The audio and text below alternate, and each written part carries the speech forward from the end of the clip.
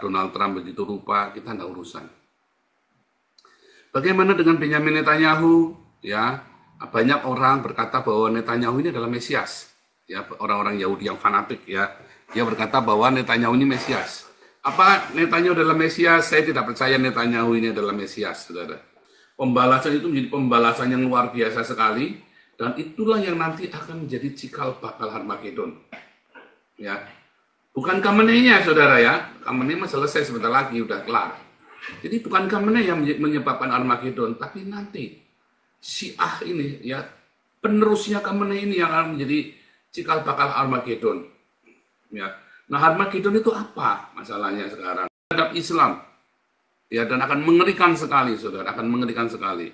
Betul, Imam Mahdi ya. Ini yang dimaksud adalah Imam Mahdi nanti. Imam Mahdi. Ya, Imam Mahdi, saudara ya. Antikristus itulah Imam Mahdi. Ya. Nanti keturunannya Muhammad. Siapa? Khomeini, saudara. Ya kan? Berkening, berkulit putih, berkening lebar. Nah, ya, saya baca ini ya. Ya, saudara ya. Berhidung mancung, berkulit putih, dahinya lebar. Ya. Dan dia bukan orang Persia. Khamenei ini adalah orang Afghanistan, saudara ya. Dan dia adalah pewaris ajaran Muhammad yang paling asli.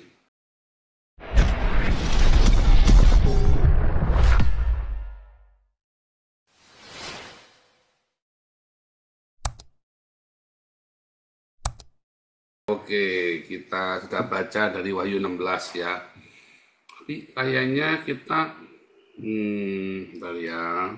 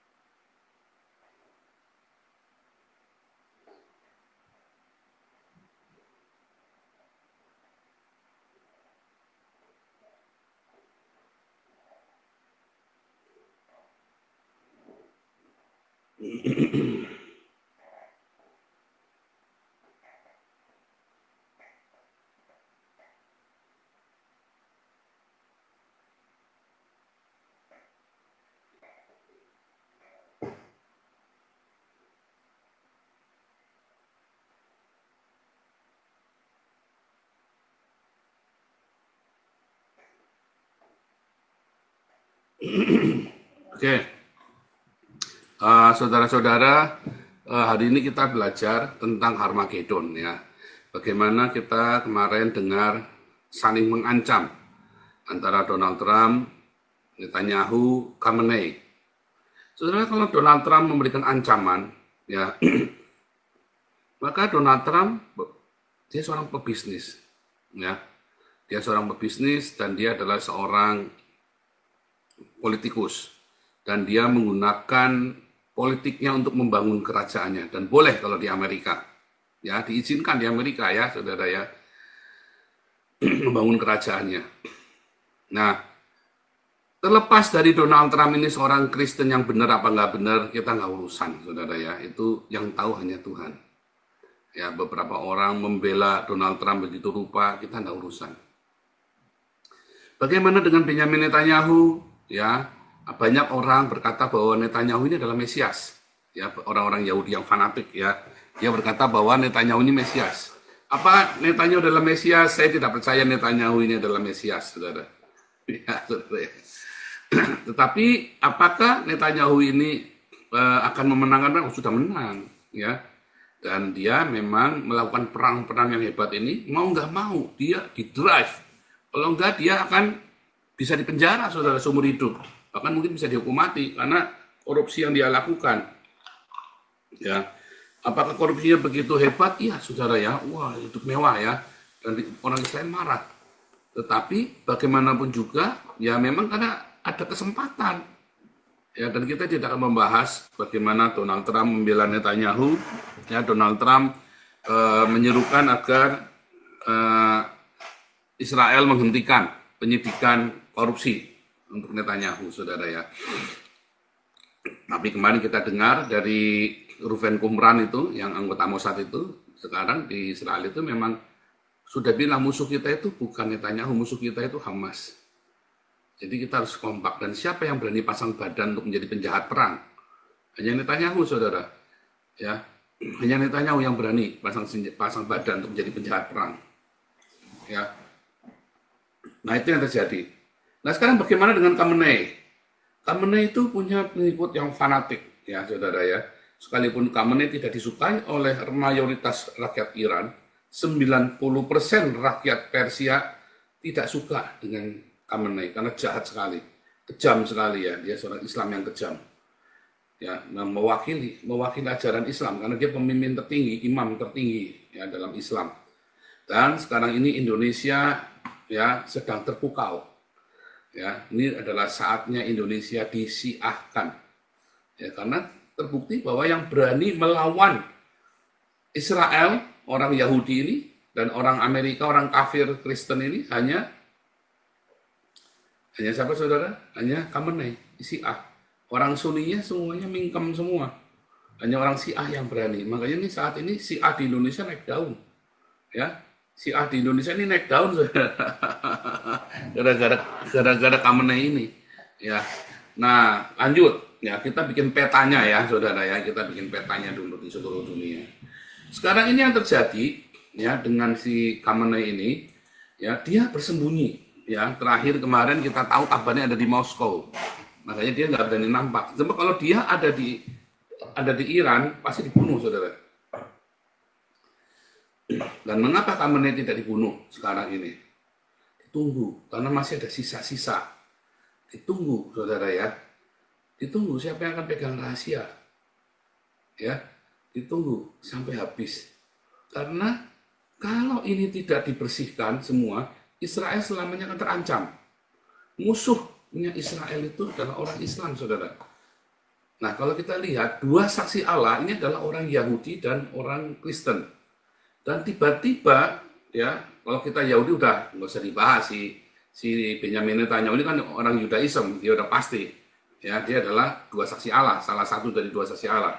Tapi kalau kita orang Kristen, tiba-tiba Donald Trump yang kafir itu, saudara, ya, yang brutal itu, tiba-tiba dia menjadi orang yang saleh, ya, dan selalu berdoa terus, dikit-dikit berdoa ya, dan didukung oleh gereja-gereja evangelikal yang adalah Zionis. Gereja evangelikal itu Zionis, saudara ya, dan satu-satunya ya Presiden Amerika yang amat sangat mendukung Israel dalam sepanjang sejarah, yang habis-habisan bahkan nekat berani pindahkan embasinya ke Yerusalem adalah Donald Trump.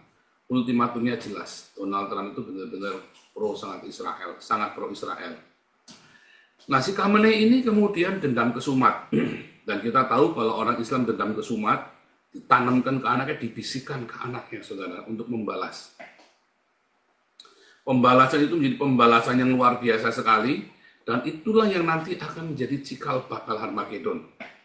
Ya, bukan Khamenei-nya, saudara ya. Khamenei mah selesai sebentar lagi, udah kelar. Jadi bukan Khamenei yang menyebabkan Harmagedon, tapi nanti Syiah ini, ya, penerusnya Khamenei ini yang akan menjadi cikal bakal Harmagedon. Ya, nah Harmagedon itu apa masalahnya sekarang? Ya, apakah Harmagedon itu, saudara? Bentar ya, saya mau tunjukkan ke Anda. Apakah Harmagedon ini?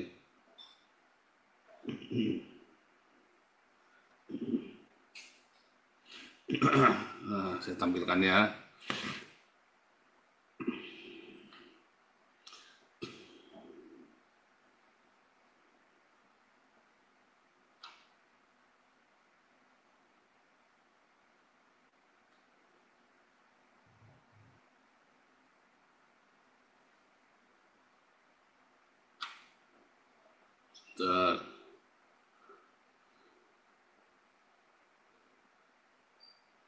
Banyak sekali nih ya. Nih.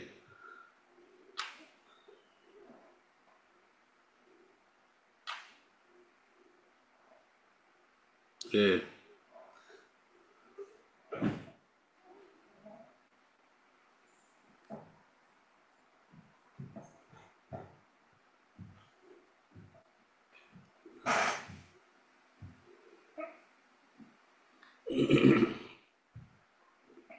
Nah, kita mulai ya. Apakah Harmagedon itu sebenarnya ya?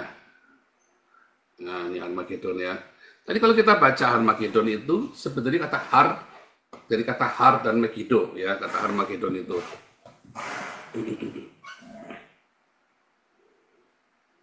Jadi dalam Wahyu 16 ayat 16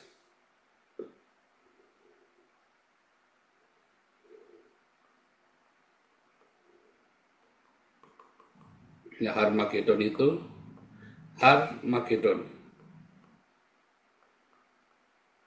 itu dari kata har Megiddo ya. Kali bukit ya, Bukit Megiddo ya, saudara ya, namanya Megiddo. Nah, Megiddo ini adalah sebuah tempat di tengah-tengahnya Israel. Ada merupakan jalur strategis, saudara ya, di lembah Israel, namanya jalur Via Maris, jalur dagang. Sebetulnya bukan jalur dagang, tapi jalur utama dari Turki, ya, Irak, Mesir. Itu jalur utama, kayak jalur sutra, ada jalur pantura. Nah, ini jalur Via Maris namanya Via Maris. Ya, orang-orang yang menguasai Megiddo di zaman Perjanjian Lama, kalau orang menguasai Megiddo, ya maka dia berarti menguasai seluruh perekonomian kuno. Karena itu dari ini ya tempatnya ini, saudara ya. Ya, nah itu namanya Megiddo ya. Ada di dekatnya Haifa, ya, persis di utaranya West Bank, ya.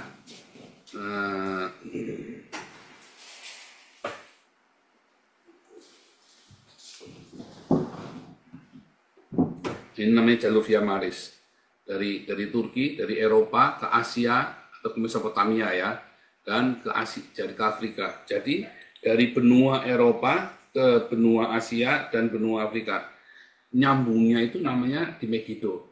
Ya, jalurnya itu di Megiddo. Karena Megiddo ini adalah sebuah di daerah sekitarnya adalah sebuah lembah dan dataran yang luas sekali, saudara ya. Dataran yang amat sangat luas sekali. Nanti saya tunjukkan. Nah, ini jalurnya ini ya.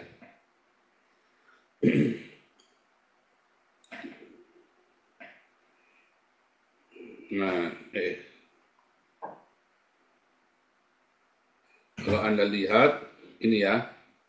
Nah, ini namanya jalur Via Maris, itu di dekatnya Bukit Megiddo-nya. Yang kecil ini, yang putih di tengah ini, Bukit Megiddo-nya. Ini benteng ya, sebuah kota benteng ya, di bukit. Tapi jalurnya ini luas sekali ya, dari mulai sini nih ya, lihat ya. Itu adalah sebuah dataran plain. Ya. Nah, ini jalan ini namanya jalur Via Maris ini. Ini jalan tol, saudara ya. Jalur Via Maris. Nah, nanti tembusannya seperti ini. Ya, dari ini Mesopotamia, Turki, ini Mesir. Dengan kata lain, ya, dari Eropa ke Asia dan ke Afrika. Itulah namanya Via Maris. Ya, dan di tengah-tengahnya ini ada Megiddo. Di pertemuan tiga bangsa, tengah-tengahnya ada Megiddo. Itu yang dimaksud, saudara ya. Jadi bukan benar-benar perangnya, ya bisa jadi ya, itu kan tafsir namanya. Bisa jadi perangnya benar-benar di situ. Tetapi saat ini daerah Megiddo ini menjadi daerah strategis pertempuran Suriah, Lebanon, Israel, sama Irak, saudara. Megiddo ini. Jadi kalau perang, laganya di situ. Dari dulu juga laganya di situ. Dari zaman sebelum Exodus, ya, dalam zamannya Tutmose, sebelum Exodus ya, waktu perang, ya, maka ada di Megiddo perangnya, saudara. Mereka semua perangnya di Megiddo. Megiddo ini dulu adalah wilayah Kanaan. Yosua masuk ya, yang paling susah direbut kotanya adalah Megiddo. Ya, kota Megiddo ini. Dan dua raja Israel yang raja Israel itu, ya, Raja Yehuda dan Raja Yosia, ya, matinya di Megiddo, dibunuh di Megiddo. Dan di Megiddo ini mereka para raja-raja Israel juga berlaga. Ya, raja-raja Israel dengan bangsa-bangsa lain ini berlaga, mereka perang di Megiddo itu. Jadi Megiddo, bahkan Salomo itu dia memperkuat benteng Megiddo, ya, karena untuk menguasai, kalau ada musuh datang, kalau mau menguasai Israel, dia harus kuasai Megiddo, benteng Megiddo, karena di dalam benteng Megiddo ini, di dalamnya itu kota yang sudah jadi, ya saudara, ya, ada penggilingan gandum, ya, juga ada sumur, ada mata air. Jadi kalau sampai diblok dari luar, Megiddo ini bisa independen karena dia punya mata air sendiri, ya, ada mata air sendiri. Nah ini ya, ini contohnya nih. Dia punya mata air jadi dalamnya benteng itu ada mata airnya, ya, saudara, dalamnya benteng itu. Ini kan, ini mata, ya, ini mata airnya tuh. Nah ini masuk ke dalam ya bawah ya di Megiddo itu. Nah ini saya hanya mendeskripsikan supaya Anda kebayang ya, di sebuah kota benteng di tengah-tengah dataran yang amat sangat luas. Dan mengapa itu strategis dari zaman dulu, dari zamannya Exodus, perjanjian lama, sampai zamannya Zakaria, sampai zamannya Raja Yosia itu ya, itu di Megiddo. Dan Yohanes menuliskan. Tapi kalau kita cerita tentang Megiddo-nya sendiri, ya ternyata adalah jalur Via Maris, jalur di mana Eropa, Asia, dan Afrika bertemu, ya, di Megiddo ini, di mana Eropa dan Asia ini bertemu ya di Megiddo. Itulah makanya Megiddo ini sangat strategis, tempat yang sangat strategis, dan itu tempatnya dari Israel. Ada beberapa orang yang percaya, ya, ada beberapa orang yang percaya bahwa Yerusalemlah pusat dunia, saudara ya. Karena di Alkitab dikatakan Yerusalem pusat dunia. Tetapi saya berkata itu bukan secara hurufiah. Artinya dunia ini pusatnya di Yerusalem, senternya ya, pusatnya itu di Yerusalem, bukan, saudara.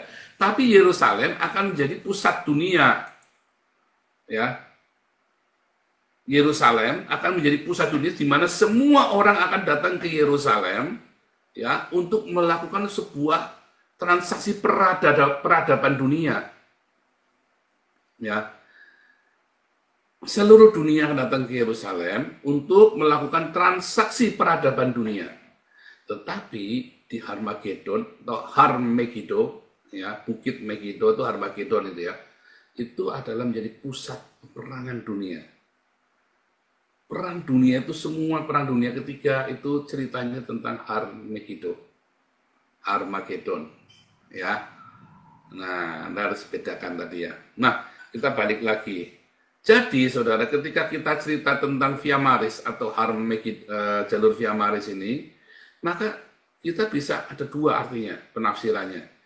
Yang pertama, memang perangnya benar-benar di Megiddo. Karena ini adalah datanya amat sangat luas, ya, lihat ya. Datarannya amat sangat luas, di mana ratusan ribu orang pun bisa kumpul di situ. Ya, 200.000 katanya ya tadi ya. Bisa kumpul di Megiddo, saudara, bisa perang di sana. Kalau mau perang konvensional gitu ya, perang konvensional yang perang tempur kayak Ukraina Rusia itu kan mengejutkan, ya kan. Tetapi apakah di zaman modern nanti perlu Via Maris, saudara, untuk perang? Orang dari Iran ke Israel saja nggak perlu jalan darat, pakainya roket semua, pakai pesawat semua kan. Bagaimana Iran sama Israel bisa perang coba? Orang dipisahkan oleh Mesopotamia, dipisahkan oleh Yordania, dipisahkan oleh Syria kan, dipisahkan oleh Irak, bisa nyebrang ya, dipisahkan oleh Kuwait, bisa nyebrang dari Israel sampai ke Iran, Iran ke Israel. Karena Israel punya proksi, Hizbullah dan Hamas. Ya. Nah, sekarang ini kenyataannya, apakah Iran yang akan perang? Enggak, saudara. Israel itu bukan perang melawan Iran. Israel itu perang melawan Khamenei. Karena rakyat Iran banyak yang pro-Israel. Israel itu bukan perang melawan rakyat Iran, berkali-kali disebutkan. Israel perang untuk menghancurkan rezim Khamenei. Ya, dan rezim Khamenei ini nggak terima. Dan dia akan membuat gara-gara, saudara, rezim Khamenei ini. Dia akan bikin gara-gara, dia akan bikin ruwet. Khamenei ini sudah selesai, pada kenyataannya kan Khamenei ini sudah kalah. Ya, nanti kita lihat aja berita-berita selanjutnya, apakah akan dibunuh Khamenei atau rezimnya akan ditumbangkan. Ya, dan kemudian Khamenei ini akan menjadi dendam kesumat. Dia bersumpah, ya, dia akan melakukan keruwetan-keruwetan, ya, untuk menghancurkan Amerika dan menghancurkan Israel. Dengan segala macam jargon-jargonnya, tetapi tetap Rusia. Kalau di Indonesia Anda dengar beritanya katanya Cina, Rusia semua pro Khamenei. Enggak, nanti belum, saudara. Cina tidak akan berani gegabah sekarang ini untuk melakukan perang dunia ketiga karena Cina sedang booming ekonominya. Jadi sekarang ini tidak ada yang mau perang dunia kecuali Khamenei. Kenapa? Karena Iran ini sekarang lagi bangkrut. Hanya Khamenei yang mau perang dunia, saudara. Hanya Prabowo yang mau perang dunia. Kenapa bangkrut? Negara-negara kalau sudah maju nggak mau perang. Cina nggak mau perang. Bahkan Rusia pun tidak mau perang. Mengapa Rusia tidak mau perang? Kalau lagi perang, maka gertakannya Rusia kepada negara-negara Eropa tidak akan mempan. Oh, lagi perang kok. Justru karena lagi damai, makanya Rusia bisa menggertak. Itu kuncinya gertakan, saudara. Saudara, waktu saya di Indonesia, ya saya kalau dulu ya waktu SMP, SMA, saya kalau berkelahi, kalau sudah waktu udah terlalu banyak gitu, terlalu tegal, saya ngalah, saudara. Dari kuliah juga sama, udah ruwet lawan orang pribumi, kalau udah ruwet saya kelahi gitu. Kalau saya kelahi mesti saya menang, saudara ya. Entah kenapa saya kalau kelahi, soalnya saya kalau kelahi merem soalnya, saudara, hajar bakuk-bakuk. Ya semuanya, jadi mesti menang, jadi mesti dikeroyok saya kalau kelahi ya, saudara ya. Dan saya selalu kalahnya apa? Karena saya memikirkan nanti bagaimana nanti orang-orang Cina diapain. Tapi setelah saya mengalami banyak sekali ya kekecewaan dan banyak sekali hal yang mengerikan, saudara, saya udah nggak takut lagi, saudara. Lawang saya nggak bikin apa-apa aja, orang Cina tetap diapa-apain. Saya nggak bikin apa-apa aja, gereja tetap ditutup, tetap dibakar. Ya, makanya akhirnya ketakutan itu udah nggak ada ketika saya menyadari bahwa toh saya nggak bikin apa-apa juga tetap ribut, ya bikin ribut aja sekalian kan. Loh, ya coba kamu pikir, saudara ya, kalau Eropa, kamu pikir Eropa sekarang takut karena penakut nggak punya titik begitu orang Eropa? Enggak, saudara, karena sekarang lagi damai. Ngapain aku cari ribut? Kalau kamu hidupnya enak, ya ngapain kamu cari ribut, saudara? Ngalang-ngalang kamu kita lagi enak ribut. Coba, kalau kamu orang waras, kalau kamu hidup udah enak, ada ribut-ribut, kamu malah mendingan bayar. Kayak Swiss nggak pernah mau ikut perang, saudara. Karena negaranya makmur dari dulu, mendingan bayar. Belanda nggak mau ikut perang. Waktu Jerman datang bayar, saudara. Kenapa udah makmur? Ngapain sih ikut perang? Ya makanya kemarin si Mark Rutte bilang mau kirim anak-anak muda untuk jadi tentara NATO, kita menjaga Ukraina segala macam. Gerd Wilders ngamuk, saudara ya. Kita tidak akan kirim anak-anak muda kita untuk mati di negara yang bukan negaranya kita. Bukan negara kita, ngapain anak-anak muda kita dikirim buat mati di sana? Benar sih, Gerd Wilders si Mark Rutte ini kadang-kadang juga nggak masuk akal ya. Terus kirim ya, pemerintah ada kirim surat undangan untuk menjadi wajib militer. Ya saya dengar nggak ada yang daftar juga, saudara. Ngapain kita mati buat negara lain? Kita lagi makmur kok di Belanda. Tapi kalau dibikin ruwet sudah, kamu jangan tanya, dari dulu Eropa kalau menang, kalau perang selalu mengerikan, saudara ya. Selalu all out mereka itu. Mereka orang yang makanya namanya disebut Germany. Ya. Kenapa disebut dengan nama Germany? Artinya orang-orang yang perkasa, saudara ya. Kalau kata Indo-Jerman itu artinya campuran orang-orang yang hebat. Kenapa namanya Jerman? Artinya orang-orang hebat, orang-orang perkasa. Makanya namanya Jerman. Ya. Jadi Eropa itu tidak takut. Kalau sudah kadung perang, mereka tidak takut. Tapi kalau sekarang belum perang, maka mereka kan ngalah terus. Sudah mendingan aku bayar, mendingan udah damai-damai aja, mendingan selesai aja, mendingan tuntas. Tapi nanti kalau sudah kepepet ya perang beneran. Nah sekarang ini kondisinya ya tidak ada yang mau perang kecuali Iran sama Indonesia yang mau perang. Hezbollah negara-negara kere, ya kan? Indonesia, Hezbollah, Hamas, ya Iran, itulah yang mau perang, saudara.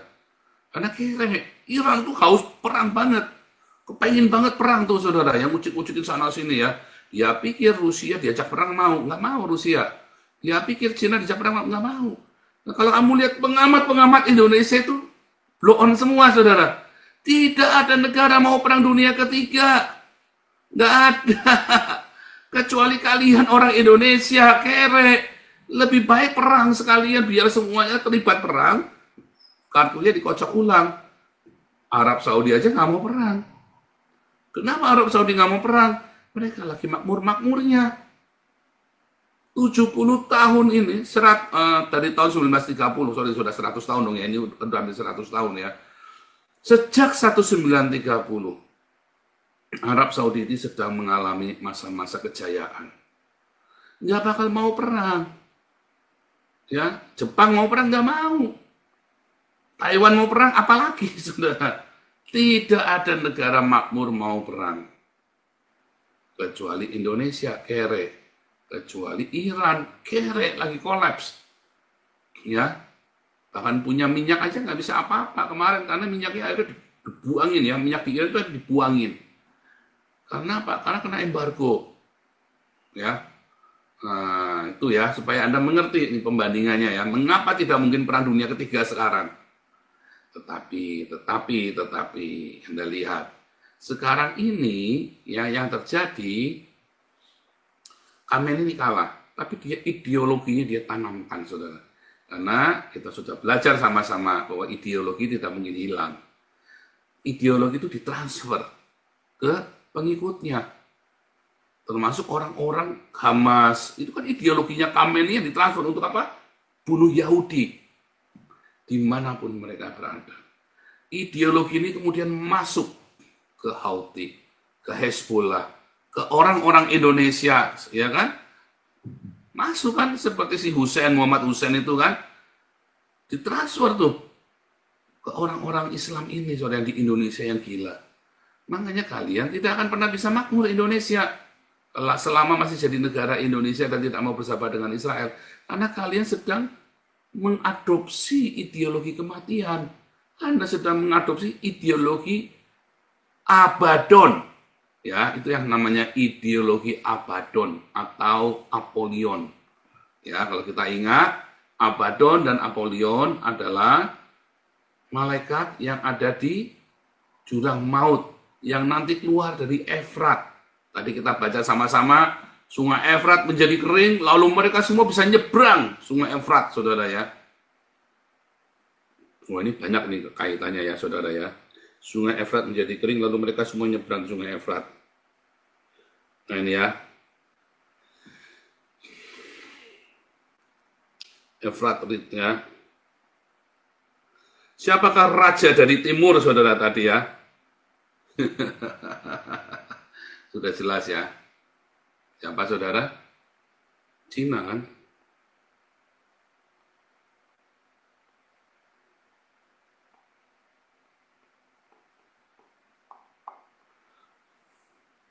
Ya, saudara ya. Coba kita baca tadi ya.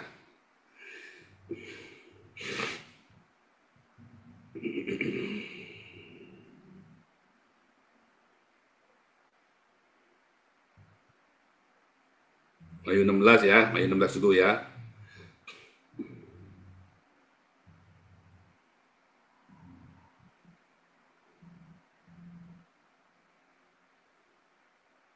Malaikat yang keenam menumpahkan cawanya ke atas sungai yang besar, Sungai Efrat, ya. Lalu keringlah airnya supaya siaplah jalan bagi raja-raja yang datang dari sebelah timur. Lihat, ya. Aku melihat dari mulut naga dan dari mulut binatang, dari mulut nabi palsu. Ada 3 nih, saudara ya. Aku melihat dari mulut naga,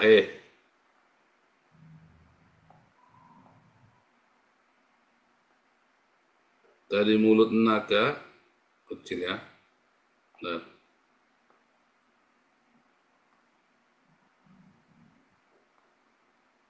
binatang dan nabi palsu. Ya, ada mulut naga, mulut binatang dan nabi palsu. Ya, naga itu kemarin kita sudah tahu, naga itu yang dimaksud adalah RRC yang akan membangkitkan binatang itu ya, yaitu Islam. Dan nabi palsu itu adalah antikris ya, Muhammad atau antikristusnya. Ya, raja-raja yang dari timur, termasuk dari Iran kan, sebelah timur kan.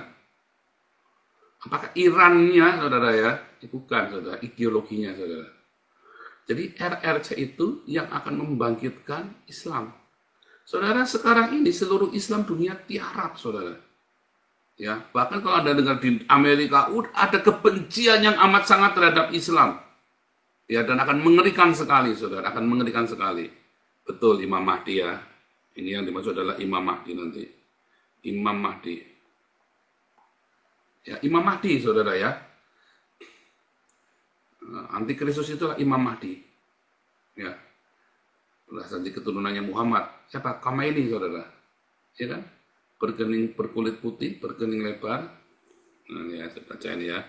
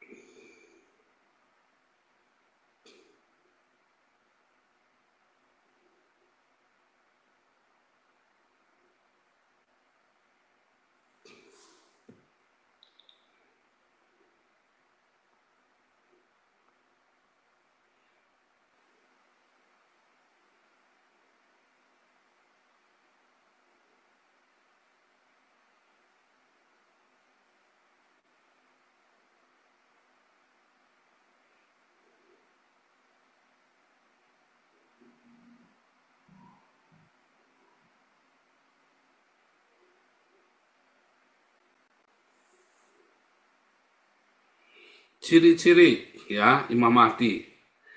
Imam Mahdi seorang laki yang memiliki hidung manjung, kening lebar, beralis tipis, memanjang, keduanya terpisah.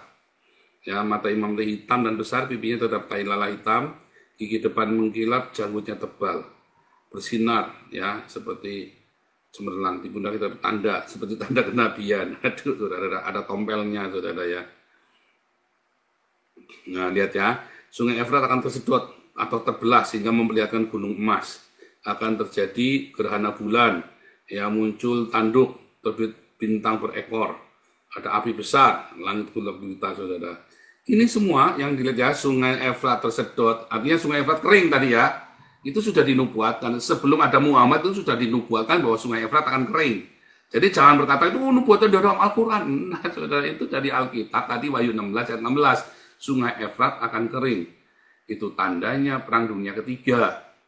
Ya, akan terjadi Armageddon. Kenapa? Karena kemudian orang-orang bisa dengan lancarnya, dengan mudahnya jalan ke sana, nyebrang, saudara ya. Untuk menyeberangi Sungai Efrat ini. Ya, itu maksud begitu. Ya. Terus tadi dari tengah-tengahnya keluar nanti ya 3 roh najis, 4 malaikat. 4 Sungai Efrat kering, nanti ada 4 malaikat dari Sungai Efrat, ya. Ya kan? Turki, Syria, Irak, dan Iran. Ya kan? Aliansi, saudara ya. Nah, tapi apakah yang akan terjadi, saudara? Imam Mahdi ya.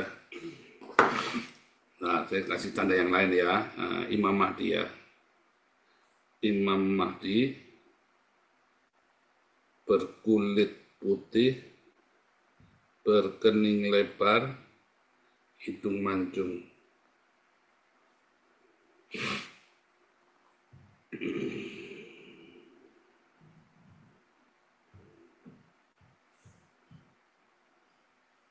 Ini ya, sosok Imam Mahdi. berkulit putih ya, dahinya lebar, berhidung mancung. Al-Mahdi, ya katanya hadis ini ya, HR Daud ya, HR Daud 37.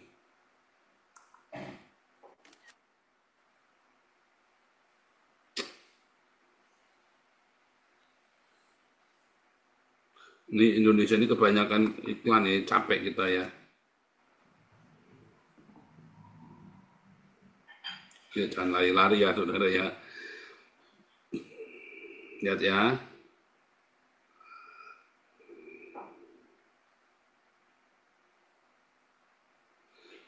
Berkulit putih, lebar, dahinya lebar, berhidung mancung. Ya, dahinya lebar, hidungnya mancung, ya. Katanya memenuhi bumi dengan keadilan, karena bumi dengan kesaliman dan segala macam. Berkuasa selama 7 tahun. Ya, berkuasa selama 7 tahun. Nah, orang-orang Syiah ini, dari Khamenei segala macam itu berkulit putih, berkening lebar, berhidung mancung, saudara. Matanya hitam, janggutnya lebat. Ya.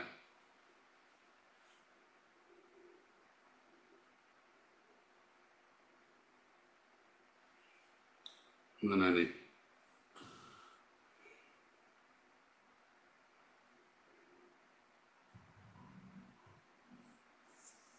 Ya, Khamenei.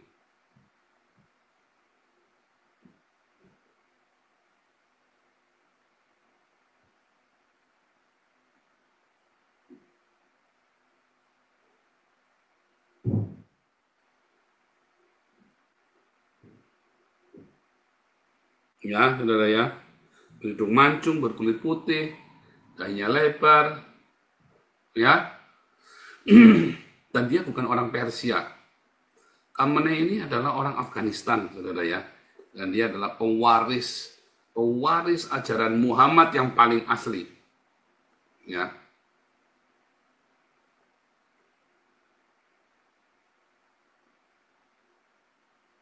Ya, clear. Nah, kita masukkan lagi.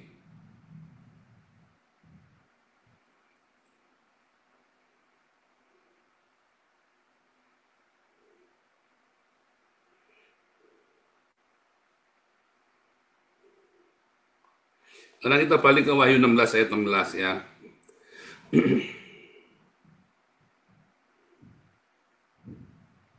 Coba ke-12 dulu ya, ke-12 dulu ya. Dan malaikat yang keenam menumpahkan cawanya ke atas sungai besar, sungai Efrat. Lalu keninglah airnya supaya siaplah jalan-jalan raja yang datang dari timur. Ya, tadi ada 3 raja, ada 3 hal, naga, binatang, nabi palsu. Yaitu RRC, Islam, dan Imam Mahdi. Ya. Imam Mahdi itu nanti dari Syiah, saudara ya. Dari aliran Syiah. Islam yang paling kejam. Islam yang paling kejam dan Islam yang paling licik, ya, dan berani tega, yang raja tega, saudara. Sunni nggak ada apa-apanya, ya. Kemarin sudah diajarin ada 3 roh najis. Apa, saudara? Roh dusta, roh percabulan, dan roh berhala. Loh, kok Islam ada percabulan, saudara? Nah, ini dia, saudara ya, unik ya. Kalau Anda lihat hari ini, ya.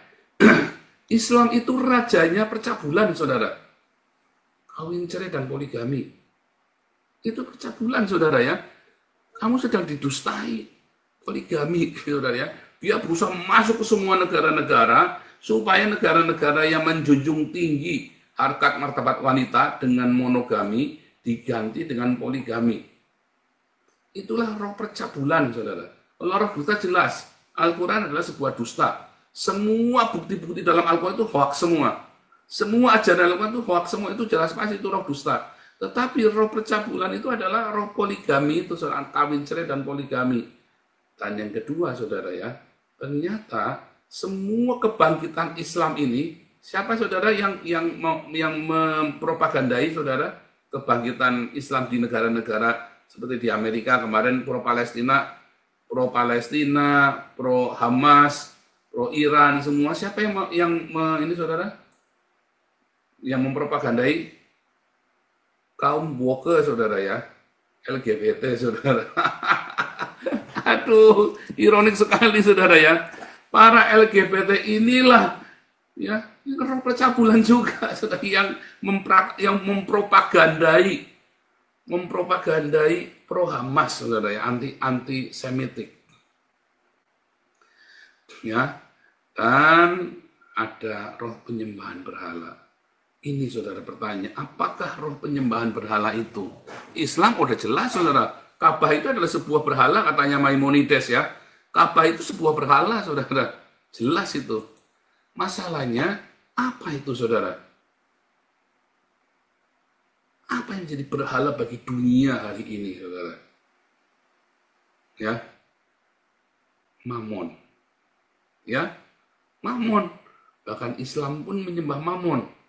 Uang itu segala-galanya, saudara. Uang. Ya, Mamon. 3 roh najis ini. Ya. 1, dustanya Islam. 2, poligaminya dan LGBT-nya. Makanya kan nanti penunggang kuda putih, dia memberikan damai yang semu dengan LGBT, saudara. Bawa rainbow, bendera LGBT kan. Ya kan? Dan antisemit ini, perang Hamas ini kan yang belain kan LGBT, sayap kiri kan. Nah, tapi Islam katanya benci LGBT. Aduh, saudara, lawang si Khamenei ini pedofil, saudara ya, pedofil dan LGBT, saudara. Kamu lihat ustadz-ustadz itu ya, yang banyak yang LGBT, termasuk kain nama segala macam ya.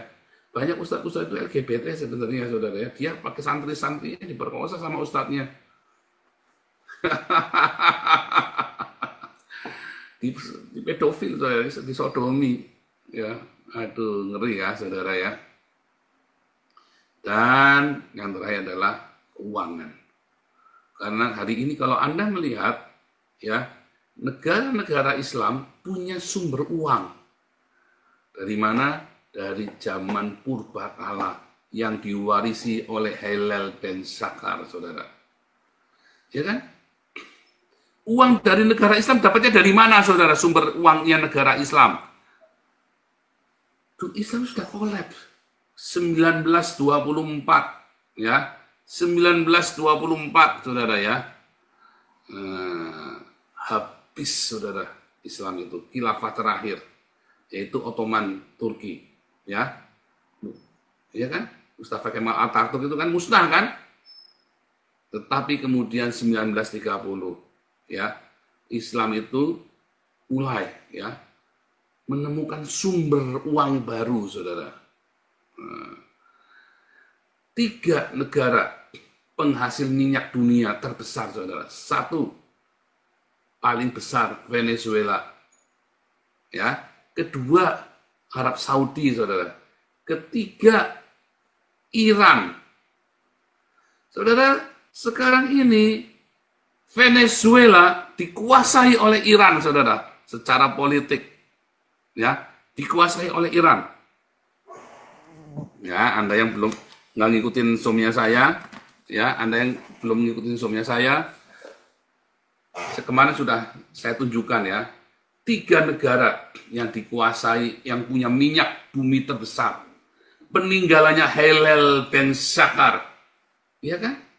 Seluruh dunia ini akan kuberikan kepadamu, saudara. Ya, peninggalannya Hillel bin Syakkar, minyak bumi ini, saudara ya. Dari dalam magma, dari dalam perut bumi, saudara. Dari Hades keluarnya, saudara. Dari perut bumi, dipompa dari Hades, saudara.